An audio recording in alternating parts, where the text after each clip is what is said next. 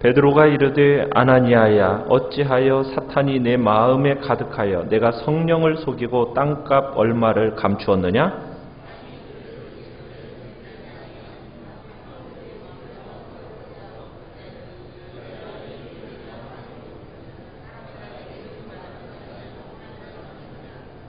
아나니아가 이 말을 듣고 엎드러져 혼이 떠나니 이 일을 듣는 사람이 다 크게 두려워하더라.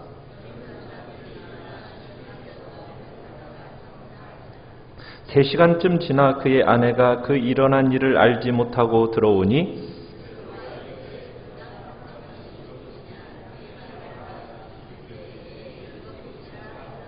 베드로가 이르되 너희가 어찌 함께 꾀하여 주의 영을 시험하려 하느냐? 보라 내 남편을 장사하고 오는 사람들의 발이 문 앞에 이르렀으니 또 너를 메어 내 가리라 하니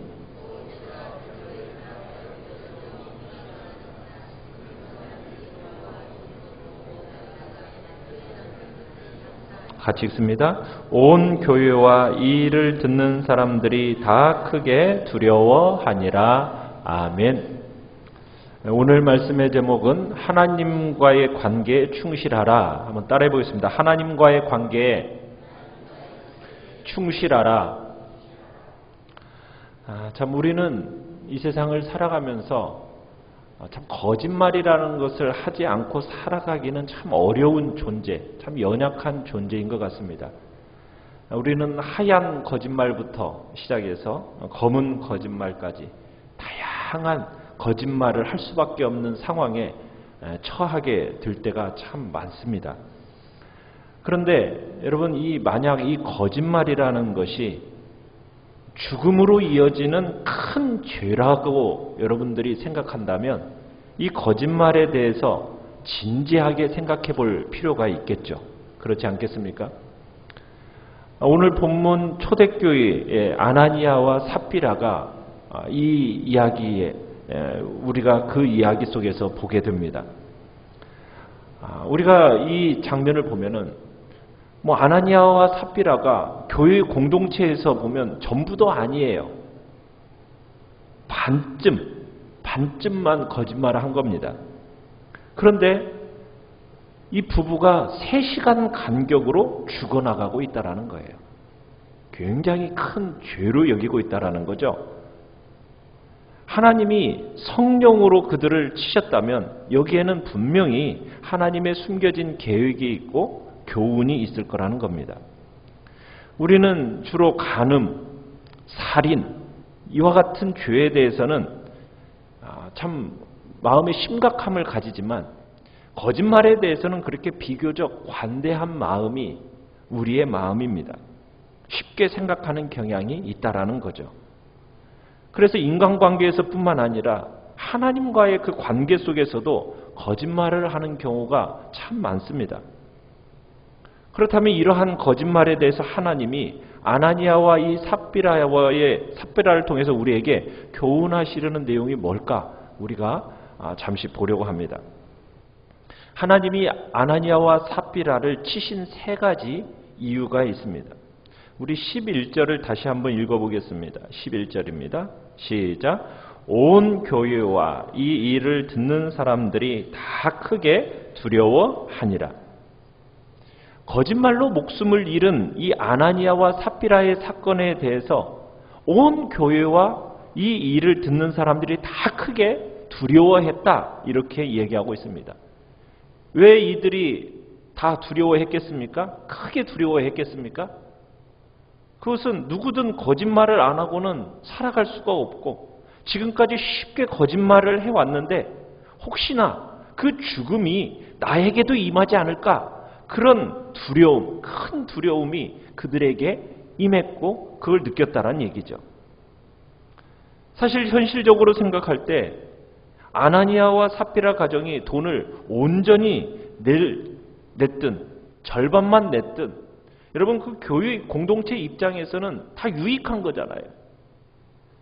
그 돈으로 가난한 사람들을 돌아볼 수도 있고 그러니까 교회가 풍요로워졌기 때문에 어쨌든 다 낼 수 있으면 더 좋았겠지만 절반이라도 냈으니 교회 쪽에서는 유익한 거예요.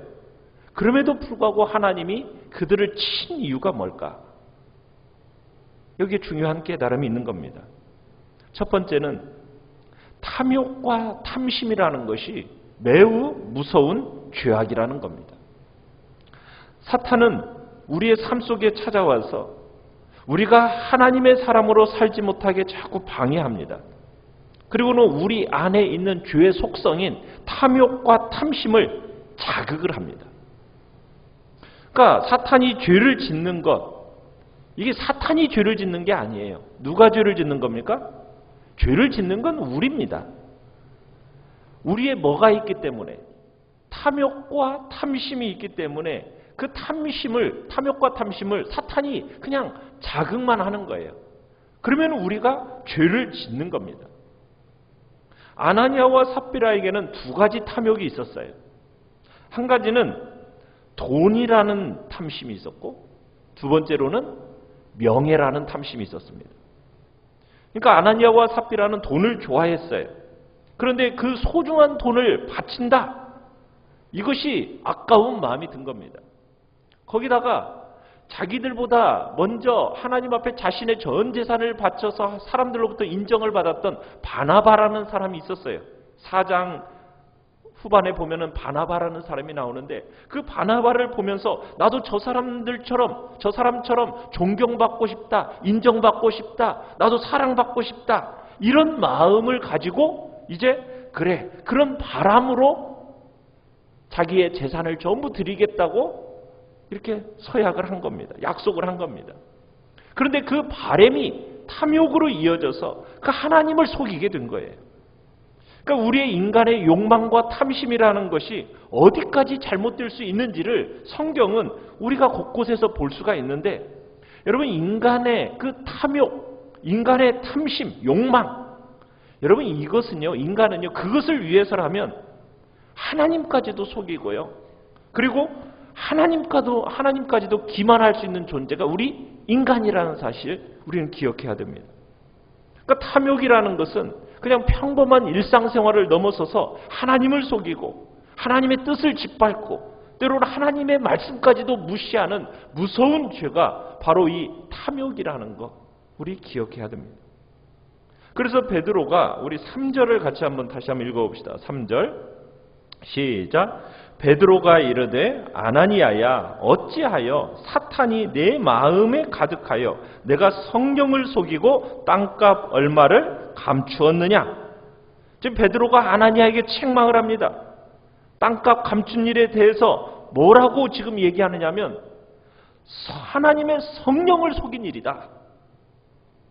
여러분, 하나님의 성령을 속이는 일을 가능하게 하는 것이 바로 사탄이라고 본 거예요. 그래서 그 마음에 뭐가 가득하다고요? 사탄이 가득하다 하면서 지금 하나님의 명령을 어기고 네가 하나님을 대적하고 그리고 하나님 앞에서 바로 살지 못하게 하는 그 탐심이라는 것, 그 탐심이 뭐에 의해서? 사탄에 의해서 지금 네 마음이 지금 가득한 채 그렇게 있구나. 탐심에 기인한 그 거짓말이 결국 내 욕심을 채우기 위해서 하나님의 명령을 어기면서 죄를 범하는 인생으로 이어진다라는 것을 우리에게 얘기하고 있어요. 여러분, 거짓말로 성령을 속였다, 여러분 이렇게 얘기하고 있잖아요. 베드로가 이 말에는 하나님의 속성이 담겨 있어요. 하나님은 어떤 분이시냐? 거짓말을 싫어하시는 분이시다. 거짓말하는 자에 대해서는 시편 5편에 가보면은 멸망시킨다라는 얘기가 나오는데 그게 적용이 되어버렸어요. 또 여기에서 또 하나 우리가 보게 되는 건 뭐냐면 사탄은 어떤 존재인가? 그 전공이 거짓말이다라는 걸 보게 됩니다. 요한복음 8장 44절에 가보면 예수님께서 뭐라고 얘기하시냐면 그가 거짓말쟁이요. 누가? 사탄은 거짓말쟁이요. 거짓의 아비가 되었습니다. 이렇게 말하면서 사탄은 거짓의 아비라고 그 속성을 말합니다. 그러니까 사탄은 인생을 보는 관점을 바꿔버려요. 세상이나 인간관계를 그 진리 가운데 보지 않고 삐딱하게 보도록 사탄이라는 존재는 우리의 그 인지를 바꾸어버립니다.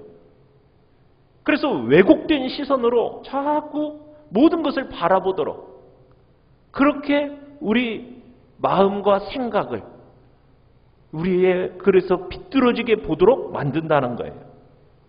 우리의 인생의 기준을 바꿔버리는 것, 우리의 생각의 기준, 이것을 지식의 기준을 왜곡시켜서 그것을 삐딱하게 보도록 만드는, 그게 바로 사탄의 역할입니다.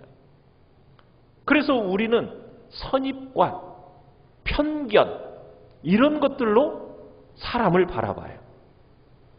우리는 그래요. 스스로는 나는 편견이 없어요. 나는 선입견이 없어요. 다 그렇게 생각을 합니다.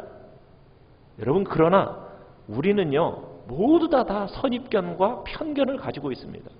우리가 말씀의 빛 아래서 우리를 조명하여 보면은 우리가 얼마나 선입관과 그 편견에 가득 차 있는지를 우리가 보게 될 거예요. 그 편견과 선입관은 바로 사탄의 전략입니다. 또한 사탄은 이간질시킵니다.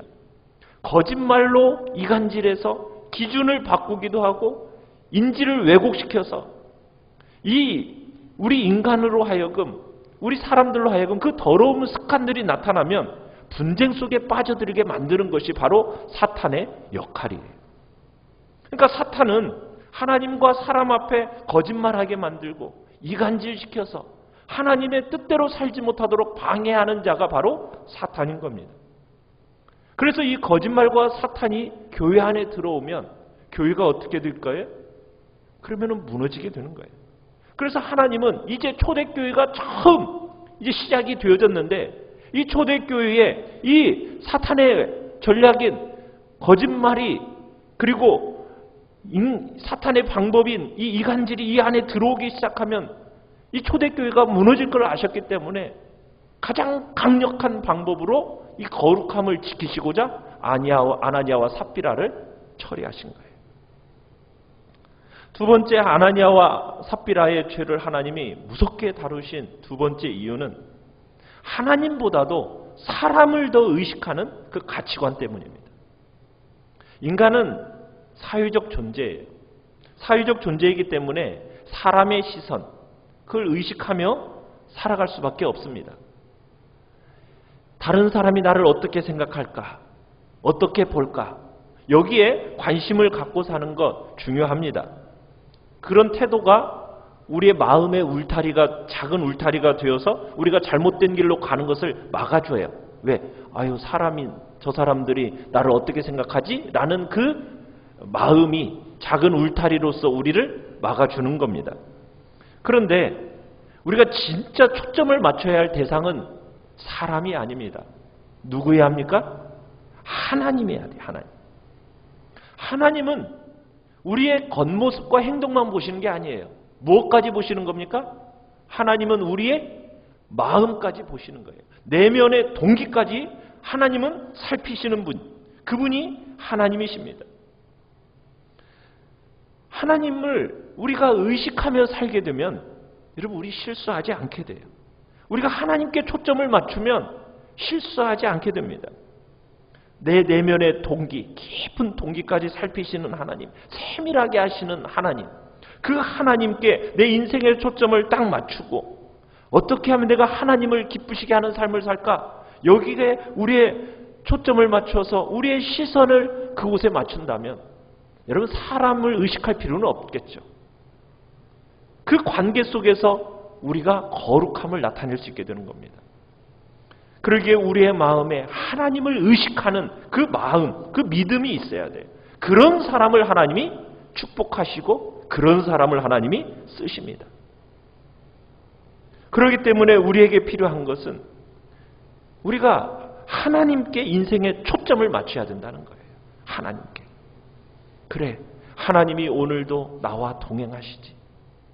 하나님이 정말 내 안에, 성령님이 내 안에 계셔서 정말 나의 삶의 모든 일거수일투족을 다 보고 계시고 내 내면까지도 다 감찰하고 계시지.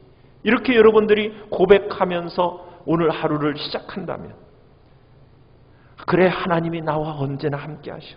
내가 언제 어디서나 어느 순간에도 그분이 나와 함께 하신다라는 그 의식 속에서 여러분이 살아간다면 우리의 삶 가운데 그 사탄의 유혹 앞에 그 마음과 그 자세는 울타리가 되어져서 우리로 하여금 넘어지지 않도록 보호해 줄 것입니다.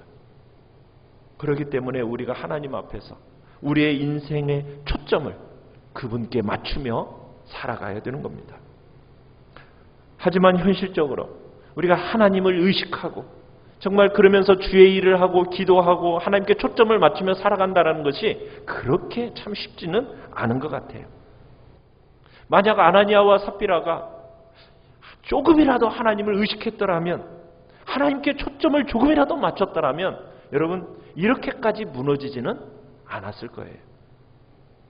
하나님이 오늘도 우리의 삶 가운데 동행하시고 정말 나와 함께 하신다는 사실을 우리가 의식하고 오늘도 그렇게 살아간다면 오늘 우리는 사탄의 유혹에 넘어지지 않고 승리의 길을 걸어갈 수 있을 것입니다.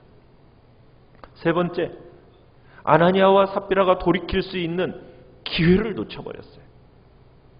부부가 똑같이 놓치고 말았습니다. 우리 1절, 2절을 다시 한번 읽어봅시다. 1절, 2절.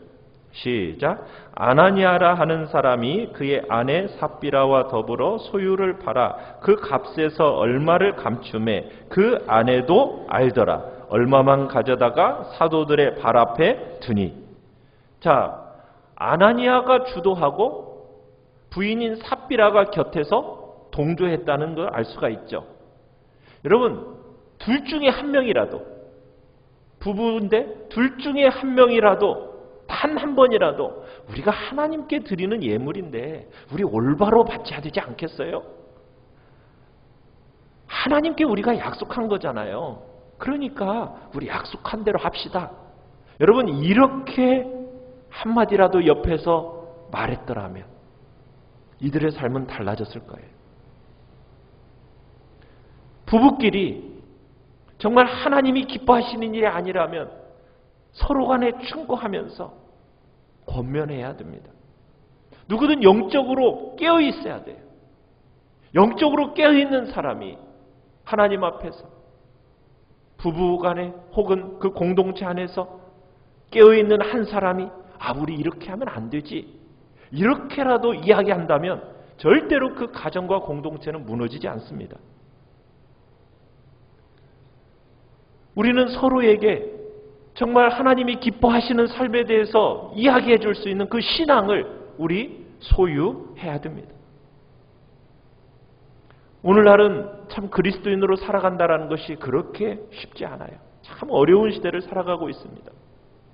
잘못인지 알면서도 따라하기가 너무 쉬운 시대를 우리가 살아가고 있는 겁니다. 우리는 신앙 안에서 깨어 있어야 합니다. 부부가 똑같이 가면 안 돼요.